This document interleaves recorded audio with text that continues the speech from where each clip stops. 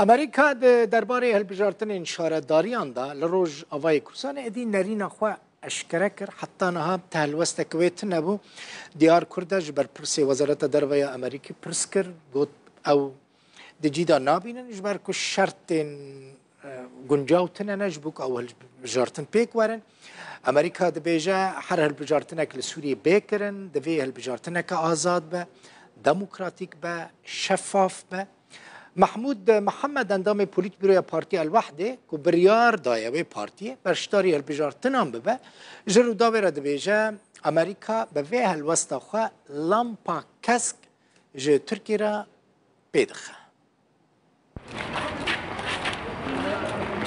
ده درباره هلبجارتنین که ریوبریا خسر بنیاز وان بکه درباره هری گران جهف پیمانی سرکه حسده لواشنطن هاد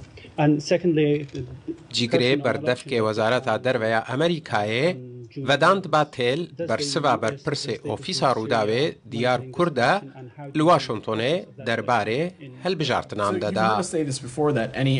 هر هلبجارتنه که کل سوریه بیکرن دوی هلبجارتنه که آزاد داد پروارانه زلال و گشتی به هر وقت دبریارا 2254 جوات اولکاریا نتوین یک بویده حاتیه داخواست کرن به نیری نامه نها او مرجن جبو هلبجارتنه که بوی آوائل روشلات سوریه نینن هر وها ما اف بیام جبو چند کسایتیان لباکور روشلات سوریه گهاندیه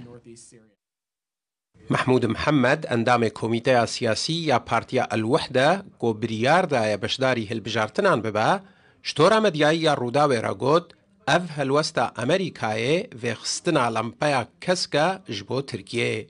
سوريا وتركيا كتن صرخت وهريكا قف خندر وأم قد ناهلن أو هلبجارتن شبابن قناعتي من أدقوا أوانا يعني الخورا واد بيجن لبشتي بريارة وزارة دروي أمريكان وشي نابد فان حياما دا هلبجارتن شبابن قالك أشتياك تواوي شبابي حتاني القور بريارة بيشتو دو بينجو تشار ام دبینن واه آمده هلبجارتن چه نامن الا الگور وبریاره دوی آشتیانه چه ببی قناعت من اب وقت گلوپا کس که جو ترکیه را چه که کو گفه خواه سر اداره ببی سری و اوی کانه اداره تیخوستن دراسه که باش بکه گلو دوان آمده کار بکه و بگنجاو بی یانجی پشتی و هلوستا امریکای دا خویانیا هری نوده کمیسیونا بلند آهل بجارتنان آهرما باکور و رجلات سوریه دیار کریا که در روز 11 حزیران 2024 ده او دل همو کانتونان هل بجارتنین شارداریان انجام بدن. لگور کمیسیونه ده 1702 وندن دنگدانه لتواهی هرمه بین بکرن که 2113 صندوقین دنگدانه ده ناوان ده بیندانان. حسین عمر روداو. دکتر محمود عباس شیروکار سیاسی جه امریکا جباجار تکساس لگلمنه. دکتر خیراتی سبب چی بود دکتر ده دمه ده امریکا الوسط که وها نشان ده يعني وككو ببيجا ام قبول ناكن ام نرازينا كو هالبجارتين شارداريان لنافچين ريبابري تشي ببن تفيكو اول ويدرين اول ونافچيان دما خوش بسلاو ريزشترج بينري دلارا از باورتم دي الفيديو دي خالق سركه هنا بتيبت وقتي امريكا او وزارتا دربه امريكي جو ببرياري دي بريغو هالبجارتن چی به شغلی پیشش روزا او نه روزا دماغ جو اما یا مفشارك امازون سر هيا عالیه و دولت جو انو پیرکارد که هرمی ده و تیبت ترکیه اب هالوسطا ترکیه بتیبت ترکیه نخوازی جو تشتک چی بیش بونی پیش روزا ملت کرد بچیت بچریه بی ابنا چکی بلیش همه کسیفه بس حتی چه وطای جو ام ترکیه به شارع به انا هيا سر امریکا گو کاربی بگیری وی بریاری بده به تایبت ترکیه نبس دیرکت اف کاری هکریه اف پشاره هکریه بنت میزنی اپوزیسیون سوریج بیک انیش بونی وی بریاری بده به تایبت حتی هشت گو از بحور دکم وقت انجام اجتماعی کردی جو وقتی گفت که وی بریاری ده گفته جی مخابنیه ده انو هلوست انا قباوا و ریبریا خسر یعنی ننزیکی هوا وقتی گل سر هوا نه گرکا يعني كاريبان بيشا في بسكن لي از باوردكم بتيبت امريكي لفيدري برجوانديا خوي كساتي ناف دولتي بهتر جرانتر دبينن نجتكلي خو بريا خسر يعني ويك دولتك وك امريكا وقتي تكلي بير هبن تجاره برجوانديا خو بيروينا دي وقتي باريكاريا وينا برجاواي كردستاني را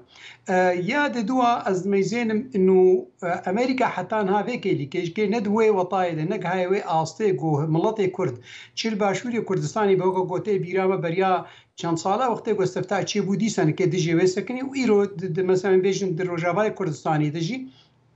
دسر جو روجاوای کردستانی ناخی و وطایا پیش روجا ملت کرد يعني ولو تخيل واكي ایدئولوژی يعني جدد جیا هالبجارتنا باشوري كردستاني بس دي سنة كأمريكي بوي شعبي اللي ميزينن دما كجو تركيا البيدي في شارك قال لك مظن ميزينه الجم تركيا يعني فرق ناكي شيء ايديولوجيك جدبه بيش روجا ملت كرد شيء بيش ملت كرد بي دما ك اذا تركيا في شاري بيكتيني از بهور دكم بريار امريكي البيدري راستا وقوتي لسر مسألة ديمقراطيتي ويعني كوتي نزل البنا هالبجارتنا قبل كي نجه سروي وطايا وأصطاقوا إنه لازم بيكرن لسرقوا إنه سر باركي ديمقراطي سكنية بس بنجها خد دواري دبلوماسي سياسي ده بتيبتها في شارع تركيا. صالح مسلم هفسلوكي بيدد بيجا داخويانية أمريكا تاني جبو يعني دلي تركيا هناكي خوش بكا لید ویژه اوی هالبجارتنین خواب بکن چت ببرا ببا براسیج بو خوش کرنا دلی ترکیه بو بردف که وزارت دربیا امریکا بردف که وزارت دربیا امریکا گفت نگنجاوه هالبجارتن نا بتيبت طبعا في شارع تركيا بتيبت بس امريكا وقتي جو بريارك دي بتيبت بريارك دي سر بنجهاكو انه اوجكي ويل سر يعني ببهوريا ويبيتي وكو أمد زانين مختيجو دوا في البجارتنا قول جبوني باشوري كردستاني تشيبون جي أمريكا بريارا خو بدا بريونا بروش كده دوا بشتي وي بج البجارتني مديد چ برياري أمريكي قال كي تندبون دجي باشوري كردستان إيروجكي وقتيجو ريبريا خو صار براستي في البجارتني بكي بي داخوازيا أمريكي از باورد كمنك يعني از باورد که منک خرابون نابراوا و امریکا دو چه ببی یعنی از دور نبینم حتی وقتی گونو ترکیش که ایریش نبکه اما بیشتر وقت بمب بارکار نبرین ها چه ببی که دیسانه که امریکا چابی خوشی بگیره یعنی امریکا وقتی کو بریاره ده البدت كبعيدا وقت قد بيجي آلية ريفابريا خسر ده يعني كاك صالح مسلم وقت قد بيجي في رابن دما كاكو الحمدش برشا خد ديني هاي خرابونك شي ببي الآلية دي جي وقت قد نكن دي سنة كل ودي معاتا دكافي بين في الشارع تركي وبوزيوزن سوري ده وبهور دكمش حتى مثلا يجو تجي ريفابريا خسر سكن وبدنا خياكرن كأنه وقت خسارتك بالنسبة لريفابريا خسارة يعني ميزان الهردو آلية ده جيكي إيرو جران بونك هيا كاوي تشي